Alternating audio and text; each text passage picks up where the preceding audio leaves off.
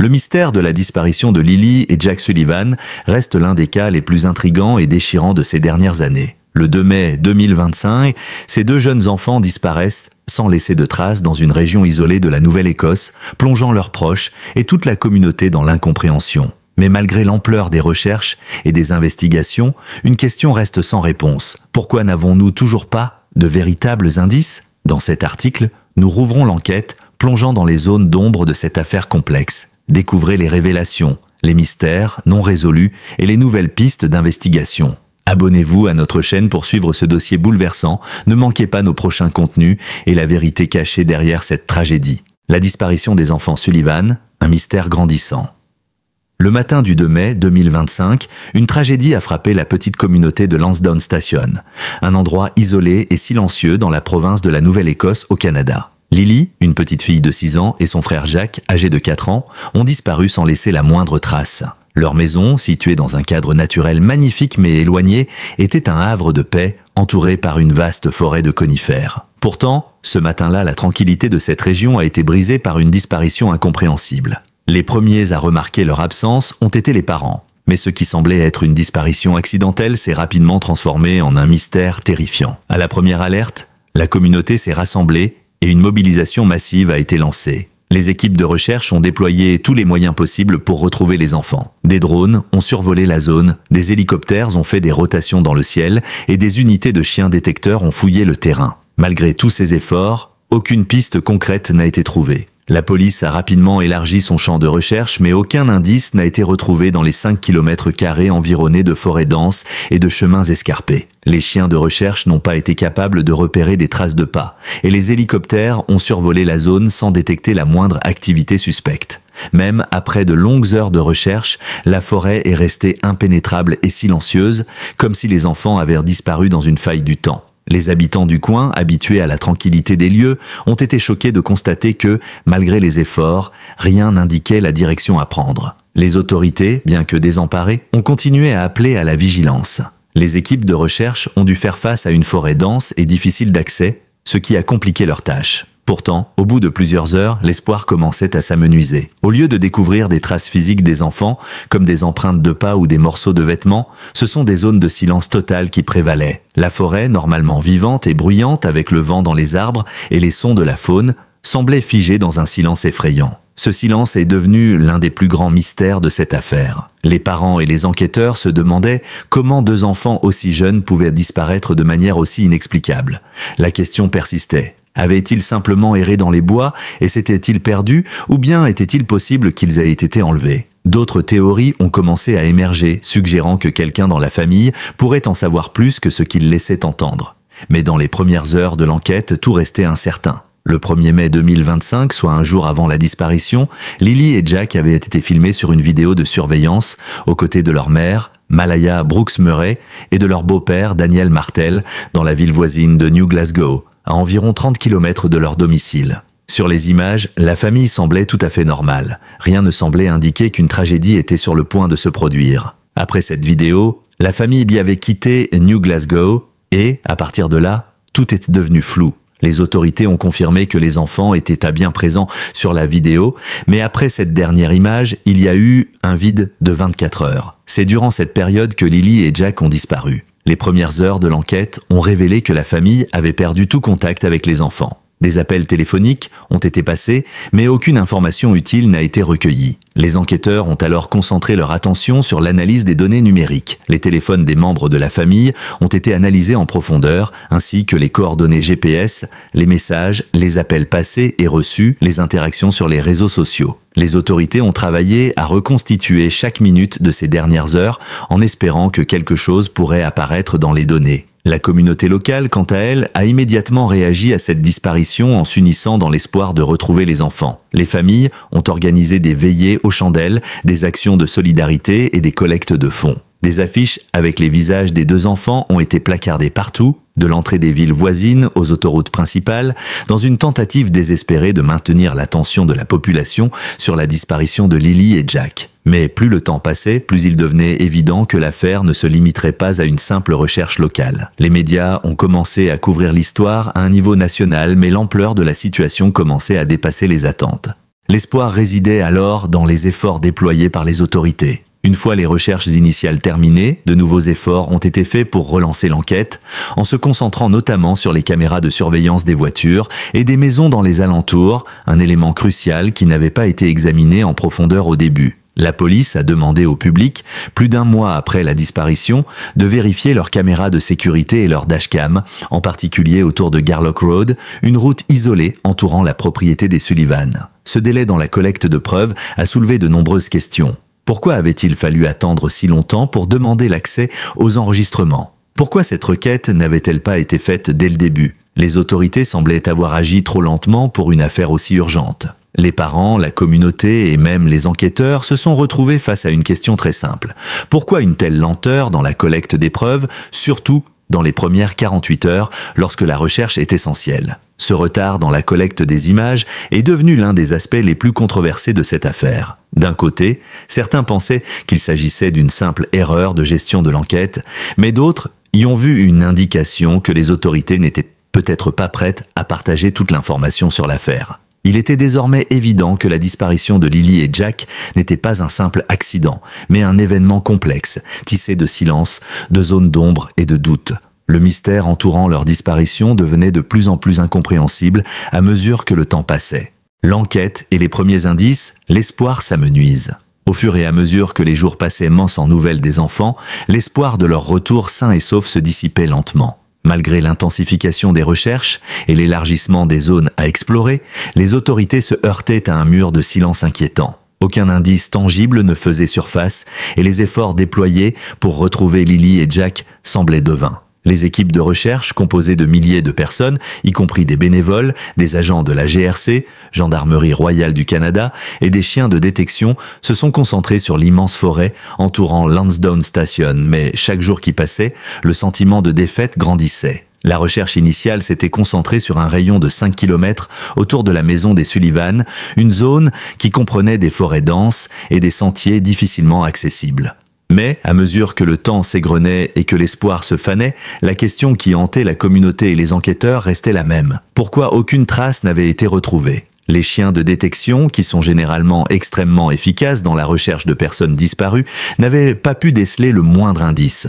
Pas une empreinte, pas un morceau de vêtement, ni même une trace de pas dans la boue. La forêt, au lieu de livrer ses secrets, avait englouti les enfants comme si elle les avait aspirés dans ses entrailles. Dans les premiers jours de l'enquête, les autorités ont rapidement élargi leur champ d'investigation en appelant à l'aide du public. Un appel désespéré a été lancé pour que les habitants des environs vérifient si leurs caméras de sécurité et leurs enregistrements de véhicules. Cependant, ce n'est qu'après plus de 3 semaines d'enquête que les autorités ont formulé cette demande cruciale. Ce retard, dans un cas de disparition d'enfants, a été perçu comme un signe inquiétant. Pourquoi avoir attendu aussi longtemps pour demander aux citoyens de vérifier leurs caméras de sécurité? Chaque minute comptait et dans un cas aussi sensible, les 48 premières heures sont souvent déterminantes. Mais ici, l'enquête semblait s'essouffler et les pièces du puzzle tardaient à se rassembler. Les enquêteurs ont dû se concentrer sur une autre piste, les empreintes de bottes retrouvées près de la maison des Sullivan. Ces traces avaient été repérées dans les premiers jours suivant la disparition. Mais elles étaient si petites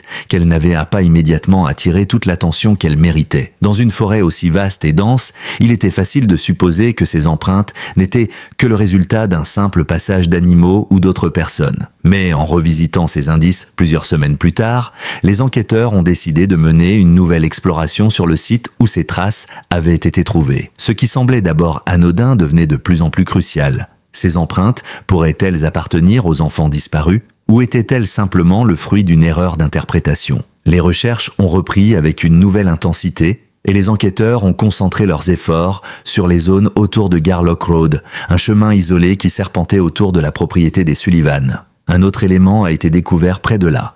Un petit sentier longeant un pipeline qui semblait avoir été peu exploré lors des recherches initiales. Mais même là, les résultats étaient décevants. Le terrain était difficile.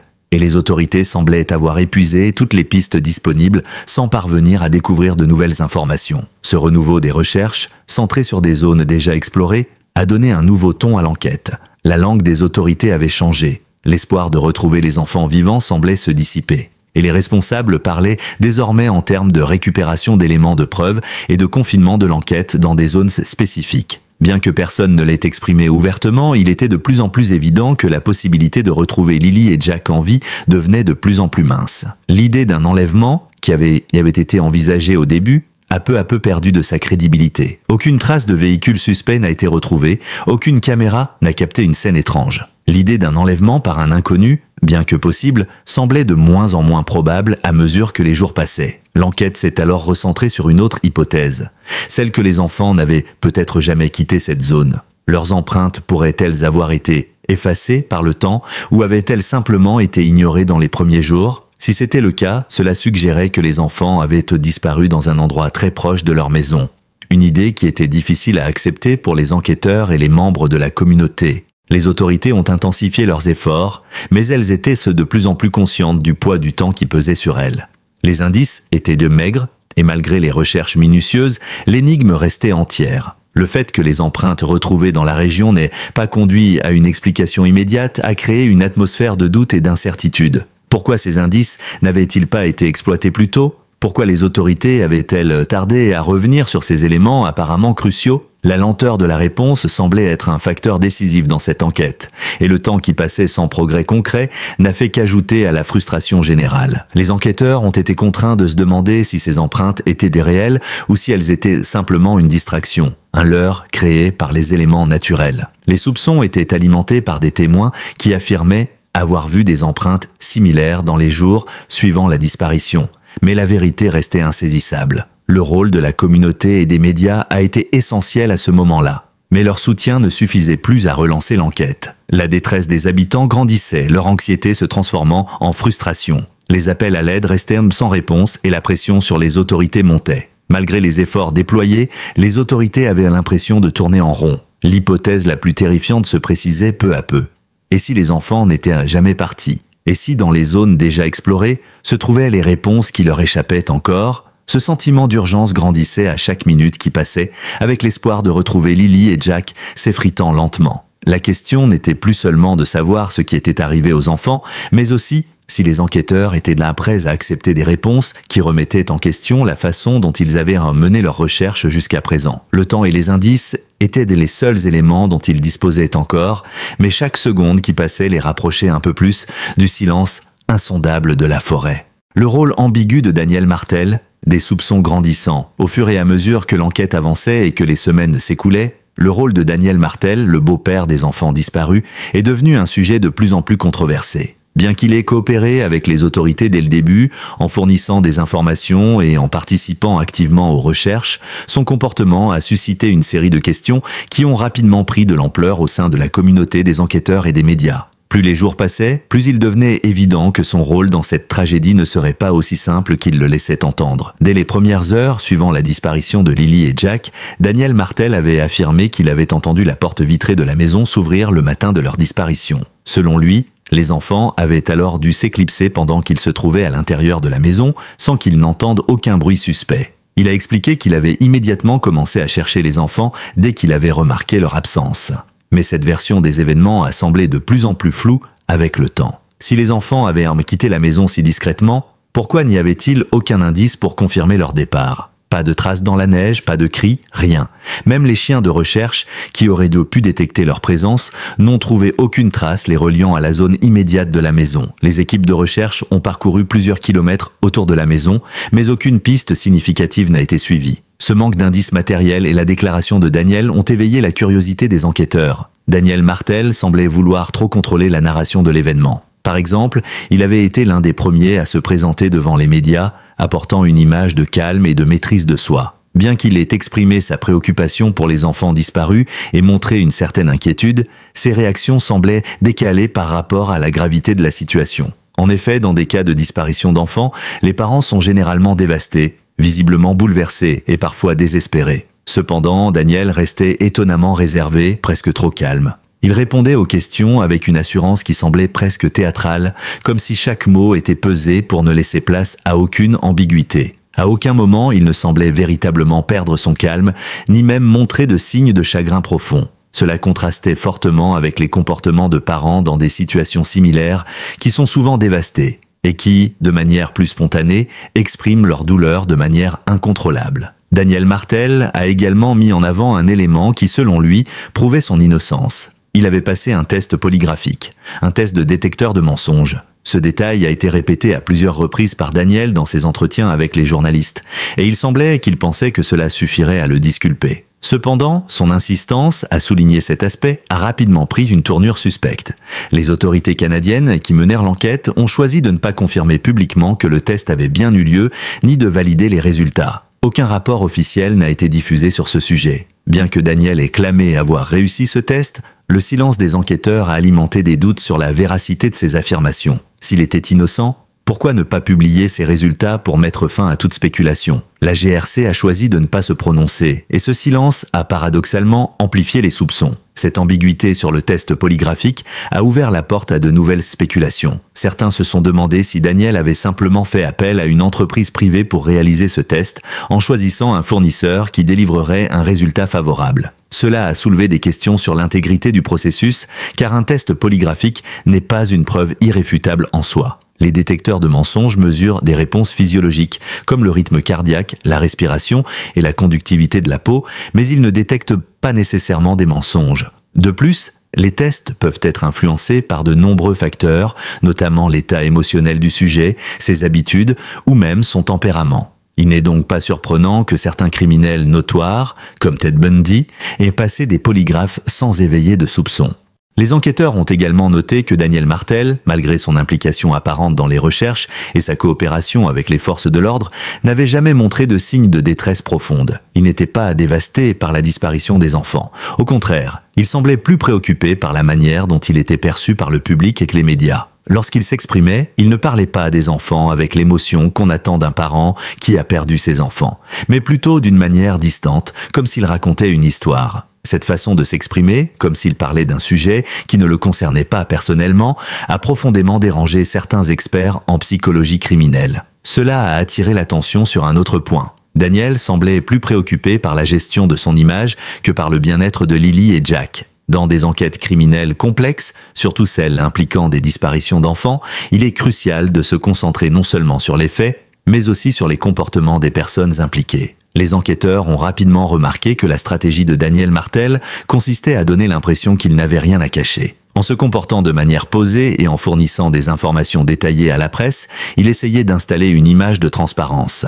Cependant, ces actions ont conduit à un autre point d'interrogation. Pourquoi était-il si concentré sur la gestion de l'information au lieu de se concentrer sur la recherche des enfants? En parallèle, les enquêteurs ont observé un autre aspect perturbant du comportement de Daniel, son récit de l'événement. Il disait avoir entendu la porte s'ouvrir, mais sans mentionner de cris ni d'agitation. Pourquoi ne mentionnait-il pas de signes de panique ou de perturbation? Cette absence de réaction face à la disparition de 2 jeunes enfants a poussé certains enquêteurs à se demander si Daniel cachait quelque chose. Était-il impliqué dans cette disparition d'une manière ou d'une autre, ou était-il simplement victime de circonstances malheureuses? De plus, sa relation avec la mère des enfants, Malaya, est devenue un sujet sensible. En effet, alors que Daniel se mettait en avant pour maintenir l'attention médiatique et publique sur la recherche des enfants, Malaya a disparu de la scène publique dès le lendemain de la disparition. Elle a quitté les lieux de recherche, a changé son statut sur les réseaux sociaux et a cessé toute communication publique. Ce silence de la part de la mère, après la disparition de ses enfants, a été vu comme un comportement inhabituel, voire suspect. Pourquoi la mère, normalement la figure la plus visible et la plus affectée dans ce genre de situation, s'était-elle éclipsée de manière aussi abrupte? Les enquêteurs, perplexes, ont donc dû remettre en question la manière dont cette affaire était présentée. Daniel Martel était-il un beau-père sincèrement affecté par la disparition de ses beaux-enfants ou un homme jouant un rôle pour détourner l'attention de ce qui pourrait être une implication plus profonde dans cette tragédie? Le silence de Malaya, son absence de réaction et la gestion de l'image de Daniel ont créé un climat de suspicion croissant, faisant de cette affaire une énigme complexe où la vérité semblait se cacher derrière les comportements et les mots soigneusement choisis de ceux qui étaient censés protéger les enfants. Le silence de la mère et la réponse de la communauté, une énigme qui persiste.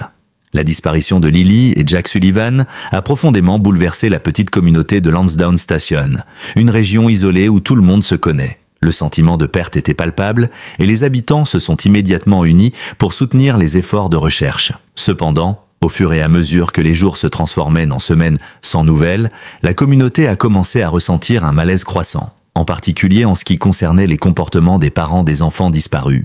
Tandis que Danielle Martel continuait à apparaître dans les médias et à maintenir un rôle public actif, la mère des enfants, Malaya Brooks Murray, s'effaçait totalement de la scène. Moins de 24 heures après la disparition de ses enfants, Malaya a quitté la zone de recherche sans explication. Elle a pris son bébé et est disparue dans l'anonymat, coupant tout contact avec la communauté et les médias. Bien qu'elle ait maintenu des liens avec les enquêteurs, elle a refusé de s'exprimer publiquement, évitant toute caméra et toute déclaration. Ce silence brutal, ce retrait soudain de la scène a choqué la communauté et les observateurs. Il est rare qu'un parent disparaisse ainsi après la disparition de ses enfants. Normalement, un parent qui traverse une telle épreuve cherche à obtenir de l'aide, à appeler à la mobilisation et à garder l'attention du public sur la recherche. Mais Malaya, au lieu de se joindre aux vigiles, aux campagnes de sensibilisation et aux appels à l'aide, s'est contentée de rester dans l'ombre. Ce comportement a alimenté des spéculations et des théories parmi les habitants et les enquêteurs. Pourquoi Malaya a-t-elle décidé de disparaître si soudainement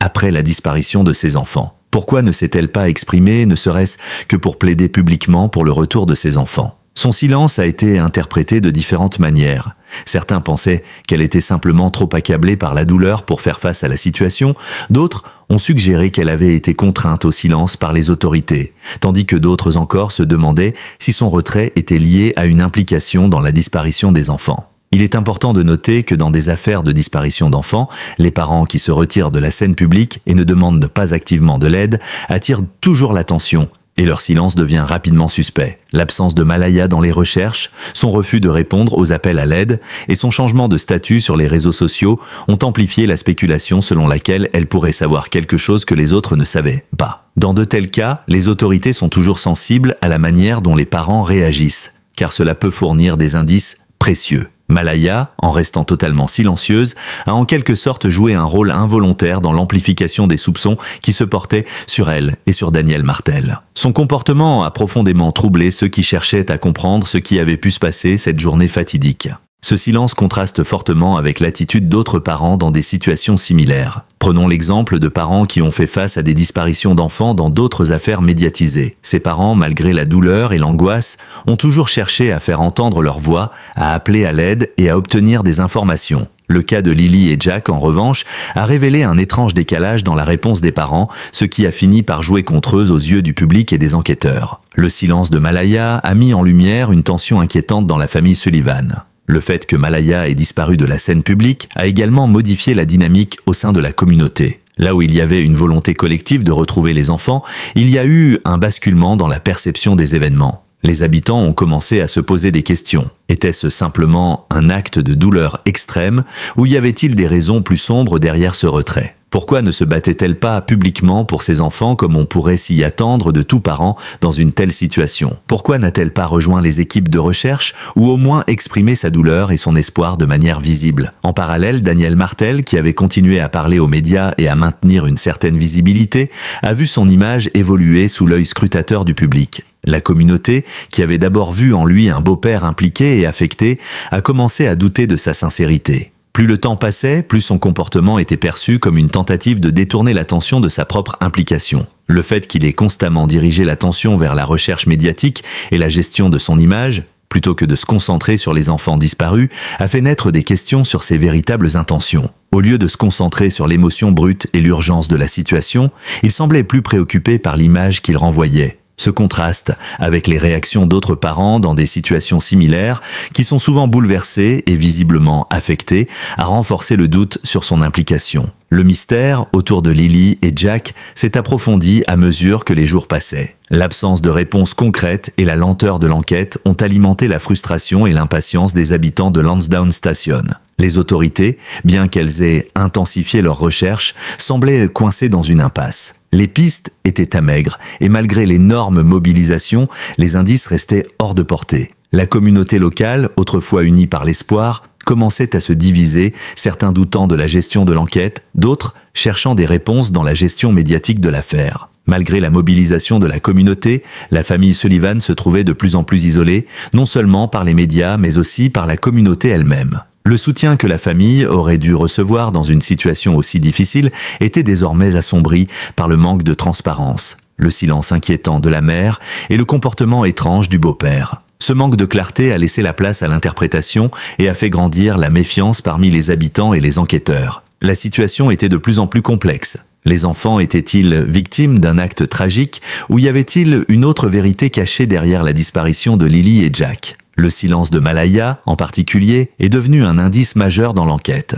Dans les affaires de disparition d'enfants, chaque geste, chaque mot, chaque comportement compte. Et dans ce cas, ce silence n'a pas été sans conséquence. Ce silence, bien plus lourd qu'il n'y paraît, a fait grandir les interrogations et la vérité semblait de plus en plus éloignée. À ce jour, l'affaire des enfants Sullivan reste un mystère non résolu et la communauté de Lansdowne Station continue d'attendre des réponses. Mais au-delà des recherches et des indices manquants, la question demeure, pourquoi ces parents ont-ils réagi ainsi? Et pourquoi la vérité semble-t-elle toujours échapper, dissimulée dans le silence et les non-dits? Tant que ces questions resteront sans réponse, la douleur et l'incertitude persisteront dans cette communauté hantée par l'absence des enfants et par le poids de leur silence.